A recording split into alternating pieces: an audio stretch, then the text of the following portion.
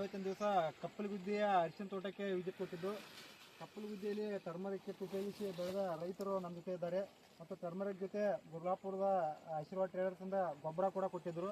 ಆಗ ಯಾವ ಥರ ರಿಸಲ್ಟ್ ಬಂದಿರುತ್ತೆ ನಾವು ಲೈವ್ ಆಗಿ ನೋಡಕ್ಕೆ ಬಂದಿದ್ದೀವಿ.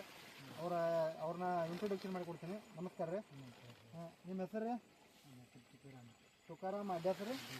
ದೊಡ್ಡಮನೆ. ಊರು ರೀ? ಕಪ್ಪಲಗುದ್ದಿ ರೀ. ತಾಲೂಕು ಯಾವ್ದು ಬರುತ್ತೆ ರೀ? ರಾಯಬಾಗ್ ತಾಲೂಕು, ಜಿಲ್ಲಾ ಬೆಳಗಾವಿ.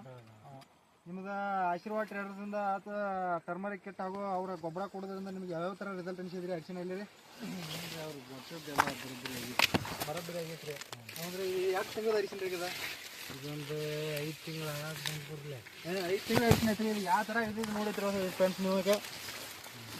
ನೋಡಿ ಈ ಥರ ಒಂದು ಗಡ್ಡಿ ಇದು ನೋಡಿ, ಮ್ಯಾಲೆ ಬಡ್ಡಿಯಾಗಿ ಇಳಕ್ಕಾಗದ ಮ್ಯಾಲೆ ಸೊಕ್ಕೆ ಬಂದಿದೆ.